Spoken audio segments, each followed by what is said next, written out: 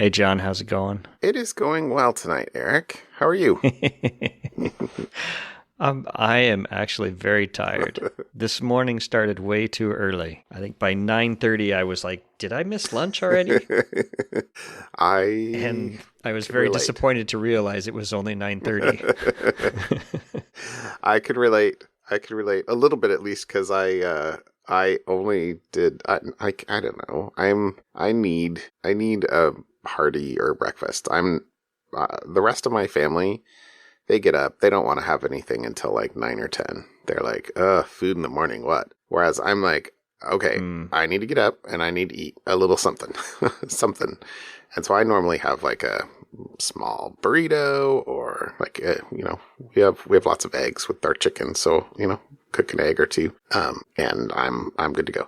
I just did a muffin this morning and a muffin wears off. Like, and I Hmm. didn't get to have lunch till 12. Yeah. And by 12, I was actually talking to somebody who was like, "Can I just talk to you for 5 more minutes?" And I'm like, "You may, but I will be making myself lunch."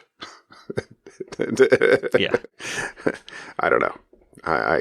I definitely am the type that get hangry a little bit. But anyway, that's funny. How was vacation? You're It back? is good to be back. It's good to be not recording in a hotel room. With I don't think I said last week, but the hotel room we were in didn't have a nice real like desk area or anything, so I had kind of set up the microphone on top of my suitcase and was just kind of sitting, on the couch, but like, you know, That's it was dedication, John. it was not comfortable. Anyway, no, we had a great time. Um, let's see, we recorded last week, so after you and I spoke, this could be something fun, but I have a different something fun. We went to this cool place called Inscription Rock. Hmm. I'm not going to remember the actual name of the monument, but it's kind of south of Gallup, New Mexico. But it is basically a watering hole, a small pond that was the only reliable source of water within like 40 miles for, centuries, I guess. And so over the course of years, there are uh, petroglyphs there from ancient peoples, but then the first inscription by Spaniards was in something like 1605, I want to say. And it's basically a graffiti where from the 1600s to it was made a national monument in 1906. And sometime after 1906, the park rangers were kind of zealous, and they went through and scratched out anything that was marked in the rock that was dated post 1906.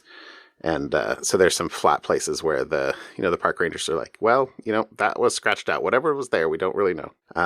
But Hmm. it was really cool. It was cool to see. And then the park had stories of, from the settlers at least, what happened to the rest of their journey and where they ended up. And, like I said, everything from, early conquistadors to, the, I don't know, army coming through and sort of, not really paving a trail, but, blazing, quote, a trail where people had clearly been there Right. for many years.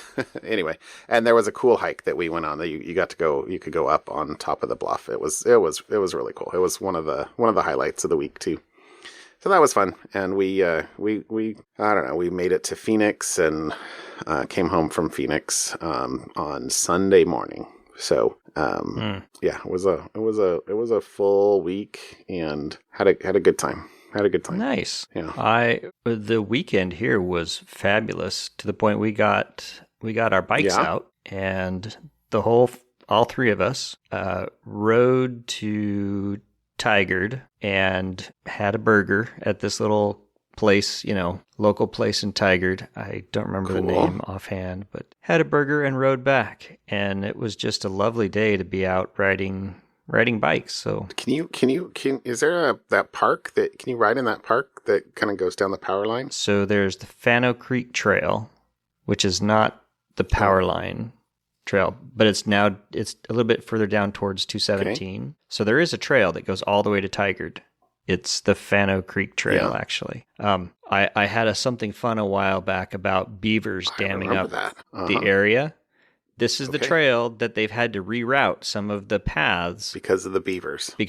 And we rode on these new paths now, and the old paths, you can see, they've taken them out, but they're covered in water. I mean, it's still pretty wet here, but so I was a little worried that some of the spots were going to be flooded, but they have rerouted some of the paths, so we were able to get all the way down without any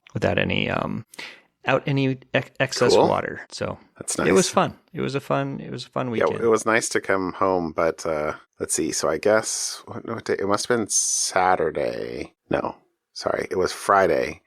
You know, I don't think that I realized quite how high New Mexico is. Like pretty much all of it. It was like 6,000 feet, and then.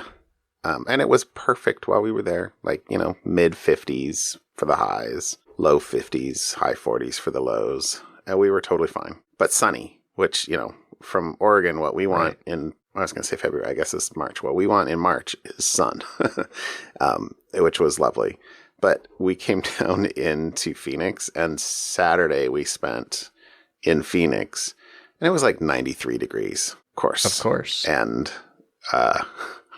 I cannot even imagine living in Phoenix in the summer. No, thank you. Yeah. Anyway, so we came back, and I think it was like a 65-degree day or something like that here. It was lovely. And we felt chilly, like one day of 93, and we're like spoiled or something. I don't know. But it was really nice here. Yeah. It was nice. I guess another thing we've been doing is my wife has never seen The Lord of the Rings. What? Or The Hobbit. Just not her thing. And she came a couple of weeks ago and said, "Hey, let's watch." Well, I kind of pushed her to watch The Hobbit with me. Okay. The three movies, and she was okay. And then about a couple of weeks ago, she came and said, "Hey, we should watch Lord of the Rings." I've never actually. I mean, she's seen bits and pieces, and so we started the extended editions, which are 4 hours long. And so we watched 2 hours at a time. Movie length. So, yes, movie length. So we're on the last movie. Ooh, okay. And we were supposed to watch another 2 hours tonight. Yes. And I am just too tired. So we skipped that for this week. But it's been fun. Those are great movies. They really are. They really are.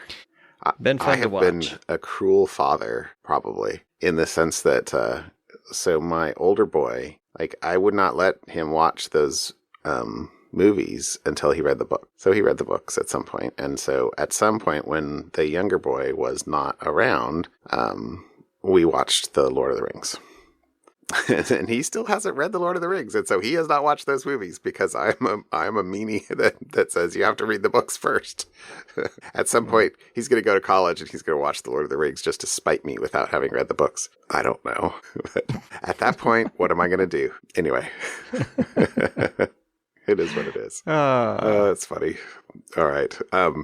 Hey, just in foreshadowing and in anticipation, in 3 more weeks, I get new bee colonies. So the bee season is about to begin. I'm excited, and I did a walk past the hive today, and they're still alive. So I did. So you still got one hive, one survivor. Okay.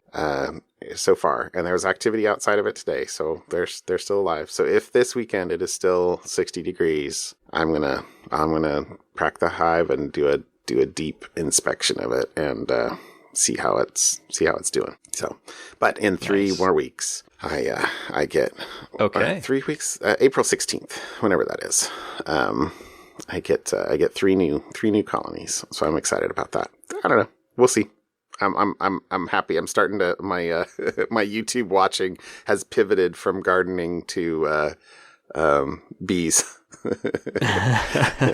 So I don't know the seasons. All right, we threw a bunch of stuff because you threw a couple things in follow up, and I threw a thing in follow up. Yeah. So let's start hitting follow up. What'd you throw It's in here? a smorgasbord of topics tonight. Smorgasbord, like it. Yeah. So the first one, the Lapsus Okta breach. This was a new article that I had seen that had a little bit more detail on that. It was a third-party provider that was doing support for Okta was breached. But according to this TechCrunch article, one of the things the hackers accessed was a spreadsheet titled domadminslastpass.xls. So an Excel spreadsheet with a name that implies there's passwords in it. The company said it just had listed account names but no passwords. But a short time later, there was a short time after that, through the analysis, there was magically some new user accounts created shortly after that file had been accessed. So that was just a little bit of follow-up, a little bit additional details. If you want to read more about that, you can see that note. I see you just dropped something else. I did, because I thought I had thrown this in follow-up last week, because I saw this, but there was a boy, a 16-year-old, believed to be the mastermind behind Lapsus, who were they arrested? I threw a Daily Mail link in here because I just Googled this real quick. So it says, boy 16 who lives near Oxford, England with his mom, identified by cybersecurity investigators as alleged mastermind of Lapsus hacking group. Dad says, quote, I thought he was just playing games. Father told BBC his son is, quote, very good on computers, but he did not know about the hacking allegations until recently. Police in London on Thursday arrested 7 people aged 16 to 21 in connection with hacking case, but they would not say if Oxford teen was among them. He's a minor, so... not being disclosed. Lapsus has been tied to hacks of multiple major companies, including Microsoft, Nvidia, Samsung, and Okta. I hadn't seen this article. That's a good article. Yeah. So, lots of follow-up. So, here's the quote. I had never heard about any of this until recently, the father, who was not named, told the BBC. He's never talked about any hacking, but he is very good on computers and spends a lot of time on the computer. I always thought he was playing games. There you go. Okay. I hadn't realized how many people they had arrested. I thought there was just a couple, but that said they arrested 7 people. Yeah. Police stated that all 7 suspects have been released pending the outcome of the investigation. Okay. So we'll see. Yeah. Throw that link in there too. Yeah.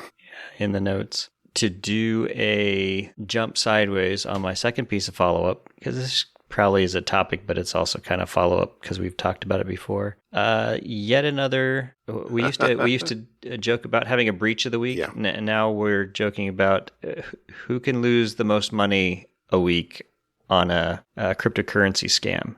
Apparently, there is a network that does a game that is built around a video game of some sort on the blockchain that lost $625 million. What? Yeah, there was, and the note says the attacker used hacked private keys. I don't know if they're hacked or stolen in order to forge fake withdrawals. And, anyways, there you go. 173,600 Ether, 2.25.5 million in USDC, which is it's a US dollar coin, which is pegged to the dollar, I guess. Currently worth in excess of $625 million. So, more money lost on coding errors. Why does this keep happening? Because that's where the money is. Yep. Why are they robbing banks? All right. Okay. Well, in the interest of alternating follow-ups, my second follow-up here was about the researcher. Let's call him a researcher. Right. Who had released the data about Conti, which we talked about in episode 221, and also a minor bit of follow-up last week. Actually went and did an interview with CNN and,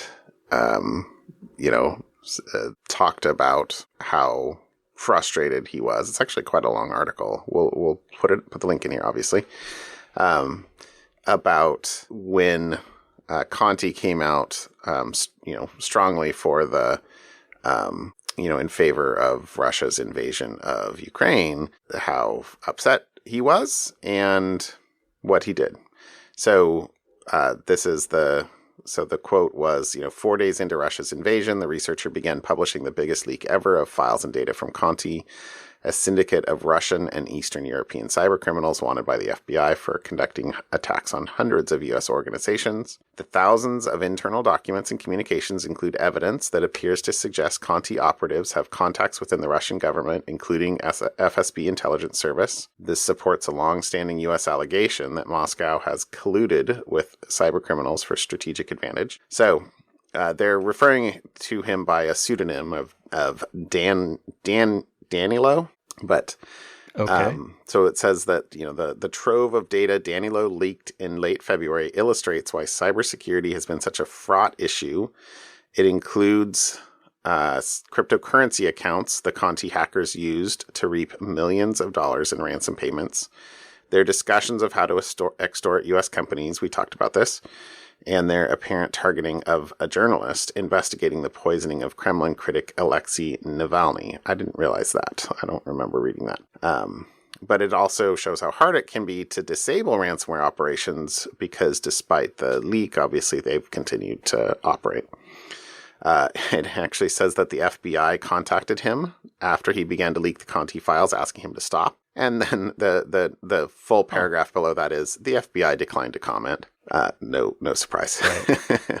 Right. He said Danilo hasn't spoken with the media about his motives until now. He did so while navigating a war-ravaged country he had only recently returned to and could hardly recognize. It's my country, he said in a phone interview. If they, the Ukrainian government, provide me weapons, okay, I'll go fight. But I'm better at typing. So it hasn't been released who he is, but he did a interview, and there's quite a bit more. That was a pretty long article on CNN. So we'll put the link in here. But kind of a bit of unmasking in follow up today. We got both the Lapsus and the Conti leaker.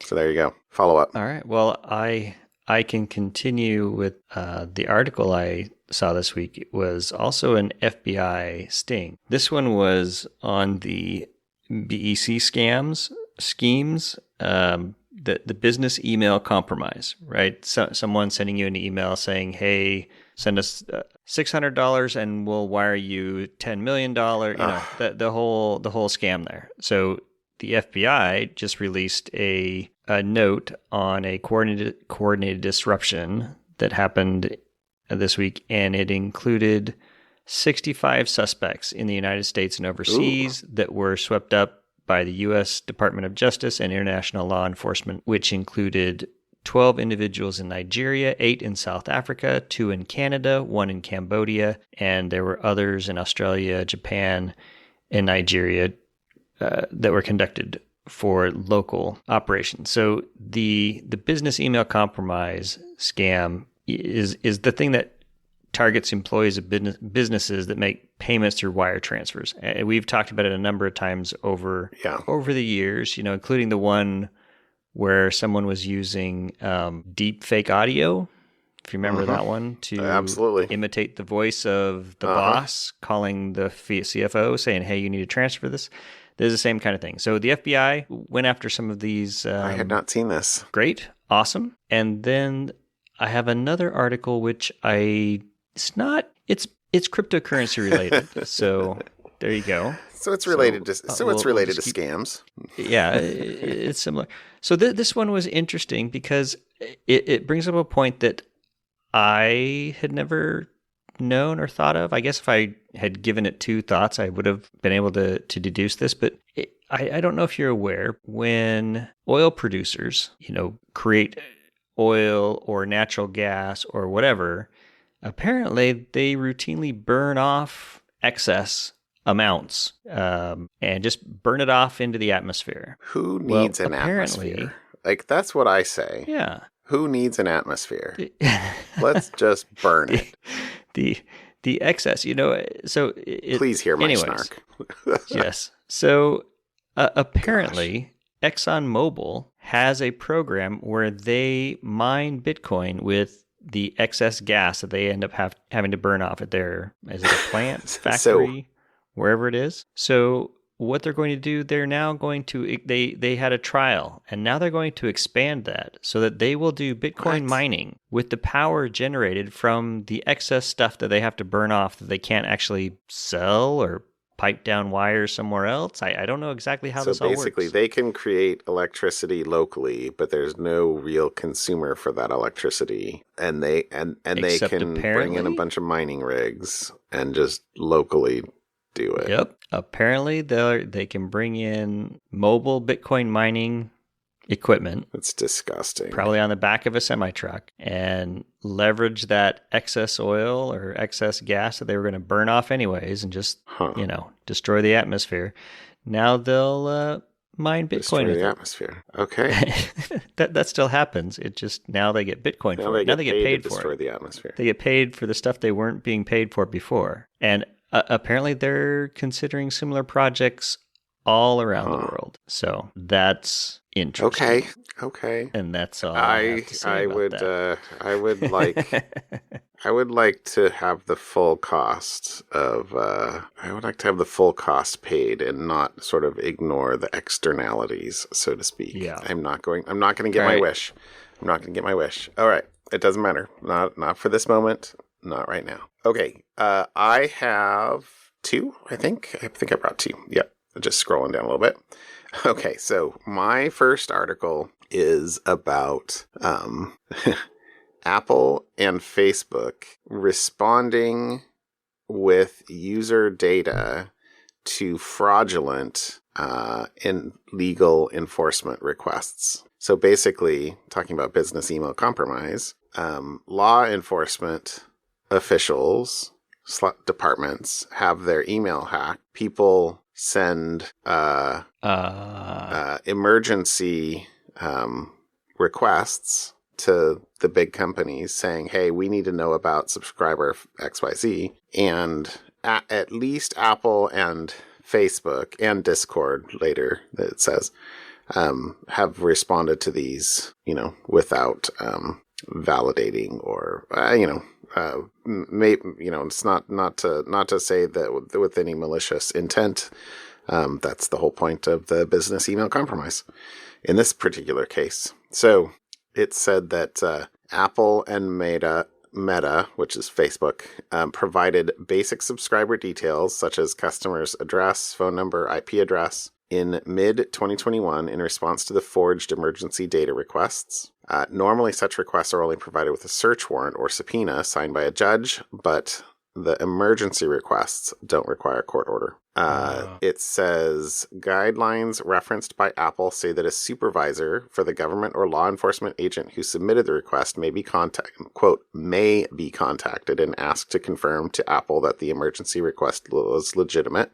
Sometimes you got to parse those words. They may be contacted or they may not be. There's a quote from Facebook that says, we review every data request for legal sufficiency and use advanced systems and processes to validate law enforcement requests and detect abuse. Facebook spokesman Andy Stone said in a statement, quote, we block known compromised accounts, but they probably weren't known. Sorry, I'm editorializing. We block known compromised accounts from making requests and work with law enforcement to respond to incidents involving suspected fraudulent requests, as we have done in this case. So maybe, and I don't know, there's certainly anecdotal evidence that cops, law enforcement takes a even dimmer view of people fraudulently claiming to be them than they might of other things. So it's clear that in these particular situations, that it was made known. They were reported back, and the companies worked with departments about the forgeries. But there are thousands or tens of thousands of different departments and different standards and different procedures across the United States, let alone around the world. And it did say, I didn't pull the quote out in here, but it did say that, some companies, including both Apple and Facebook, have portals where, that's where ideally most requests come, but they still take requests from, basically just email. Let's see what else was in this one. It said, I went ahead and linked a Bloomberg article in here. I haven't linked a lot of Bloomberg articles ever since this whole little the episode a year or two ago about the motherboard hack. Right. And there's definitely things that seem very speculative in here and a lot of weasel words in some things here. So it was like hackers affiliated with a cybercrime group known as Recursion Team are believed to be behind some of the forged legal requests sent to companies throughout 2021, that they appear legitimate. In some instances, the documents include the forged signatures of real or fictional law enforcement officers. Sorry, that's one of the like Barney Fife is, who's a fictional law enforcement officer that someone says. But that's the thing. They include the signatures of real or fictional law enforcement officers. Well, isn't everybody either a real or a fictional? That's like saying, well, it'll either rain today or it won't. Well, you are right. You are right. That is correct. Well written. I don't know. Sorry, I'm snarky. Maybe I'm particularly bad tonight. Whatever. Anyway, real or fictional. It says the hackers may have found legitimate legal requests and used them as a template to create forgeries, according to one of the people. So I don't know. There didn't seem to be information in here. It's not like they pasted one of the emails in here or anything. I wonder how many people actually even know who Barney Fife is. Mayberry? Yeah. Okay. It took me a minute. Don Knotts, the old Andy Griffith show. Yeah, thank you. Oh, okay. That wasn't even Andy Griffith show. Yeah. Yeah. I digress and expose my age. I hear the whistling in my head right now. Yes. So that's okay. That's okay. You're only as old as you feel. I'm telling myself that. So where was I? I think you were about. Sorry, I interrupted you. It's all good. It's all good. So this is the Discord bit. So Discord. Later in the article, they talked about a release by Discord. Who was a little more forthcoming, who said that we verify these requests by checking they come from a genuine source, and did so in this instance. While our verification process confirmed that the law enforcement account itself was legitimate, we later learned it had been compromised by a malicious actor. We have since conducted an investigation into this illegal activity and notified law enforcement about the compromised email account. So anyway, that was from Discord, a little more forthcoming. And then the last bits I pulled out were some data, because both Apple and Facebook publish data about these requests, which is nice.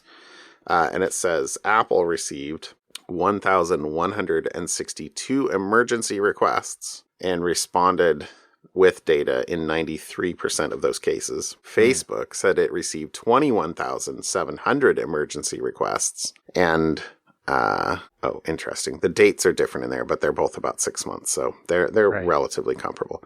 Of the 21,700 that Facebook received, 20 times as many, almost, they responded with some data, it says, to 77% of the requests.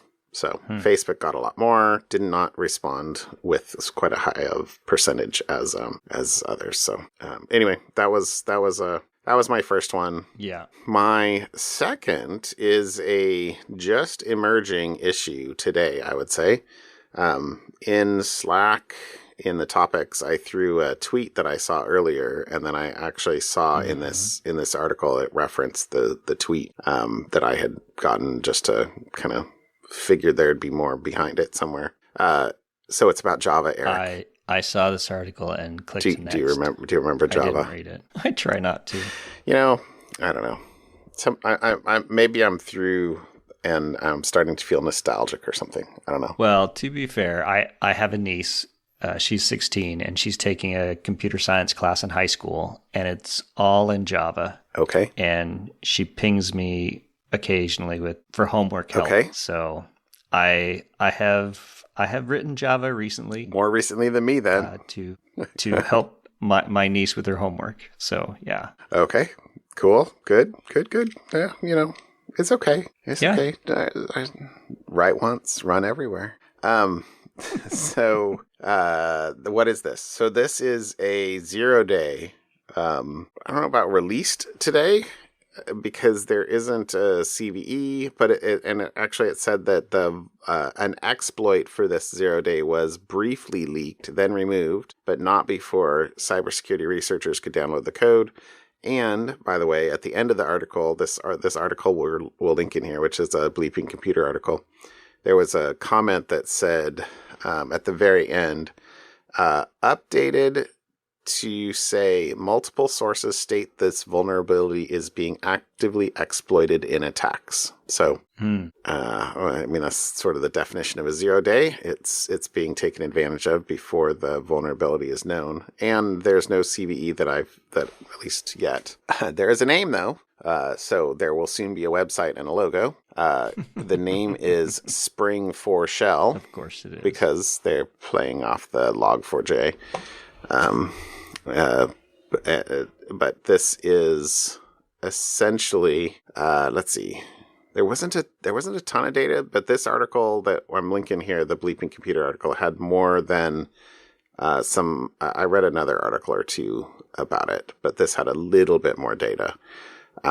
You might be able to figure out at least whether you're vulnerable in this. Let's see. The quote is Will Dorman, a vulnerability analyst at CERT/CC, said that an app must also use Spring Beans, Spring parameter binding, and that Spring parameter binding must be configured to use a non-basic parameter type, such as a POJO or a plain old Java object. So essentially, something is tracking the arguments being passed to the service, inferring or detecting their type, and then instantiating those types and trying to deserialize into them. That is a very complex operation, and obviously the attacker's in control of what they're trying to get you to deserialize. So, right, because it says that exploitation requires an endpoint with data binder enabled. For example, a post request that decodes data from the request body automatically depends heavily on the servlet container for the application. For example, when Spring is deployed to Apache Tomcat, the web app class loader is accessible. So basically, there's a not least privilege situation here, because it says if Spring is deployed using the embedded Tomcat servlet container, the class loader that they use is launched URL class loader, which has limited access. Right. Basically says when Spring is deployed to Apache Tomcat, the web app class loader is accessible, which allows an attacker to call getters and setters to ultimately write a malicious JSP file to disk. So, the way Java works, you can, oh my gosh, it's been so long since I've used Java. Reflection. You can basically create, instruct the interpreter for what's coming, and if you can manipulate the class loader, you can get it to load a class for you, and that class could be a dynamic class, and do whatever you want that class to do. Playing around in Java class loaders is muy fun. Been there, done that. I know that you have a lot more than me. I know, but I know enough to be very dangerous, or to have been dangerous once upon a time. I could be dangerous again. I don't know. I'm the old man yelling, sitting on my porch. Yeah. But anyway, that's my. I bet you we'll have follow up about this next week. Article. I'm gonna guess yes on that one too, if for nothing else, to talk about the logo. Exactly. All right. How about something fun? All right. My something fun. We have talked about CRISPR.